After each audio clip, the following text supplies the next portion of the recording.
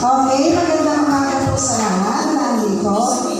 Ang tema natin po sa Brigada Eskwela 2025, Brigada Eskwela sa sama-sama para sa bayang bumabasa. Ang una po natin pasasalamatan ay si Consihal Ariel D. Lazar, Barangay Committee on Education. Para pakamasin po.